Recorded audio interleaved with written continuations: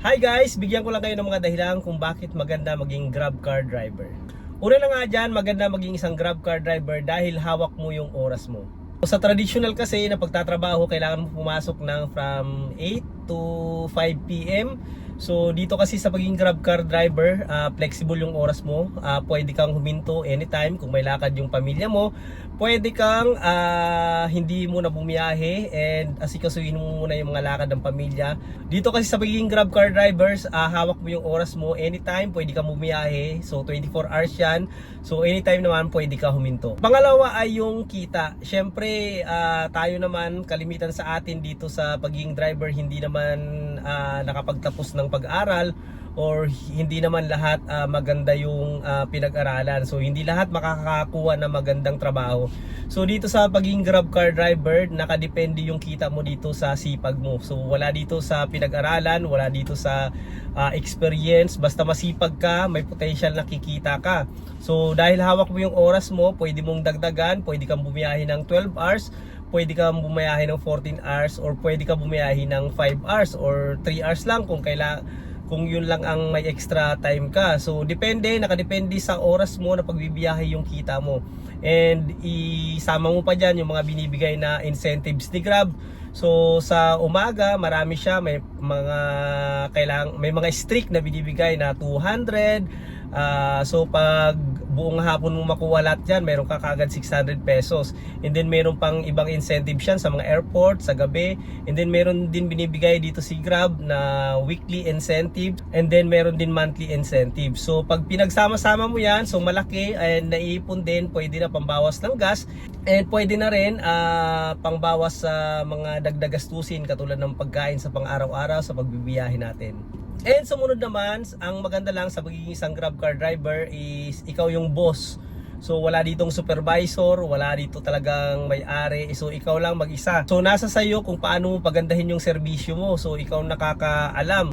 And syempre kung maganda yung serbisyo mo or malinis yung sasakyan mo, may mga extra income yan, may mga tip na binibigay yung ating mga customer, may mga rating na binibigay sa yung mga gandang rating, which is nakakaganda sa Pogi Points ng ating app, lalo na pag 5-star tayo sa ating mga rating sa pasahero. So basta maganda yung serbisyo mo, maganda yung balik sa atin. Minsan nga sa akin, sa tip pa lang, minsan sa isang araw may 100, may 200, minsan umaabot pa nga ng 400 or 500 pesos. So depende yan sa serbisyo na binibigay mo. Yung iba nga sa mga kasamahan natin, may mga nakakatanggap ng 1,000 pesos.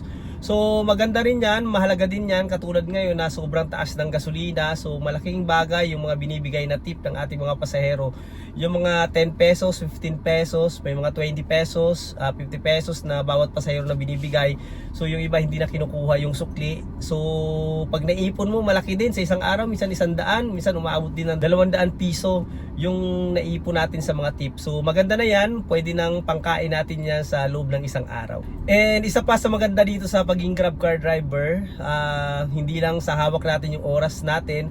So iba-iba yung nakakausap natin, from malilit na tao hanggang sa malaking tao kasi gumagamit sila ng Grab app.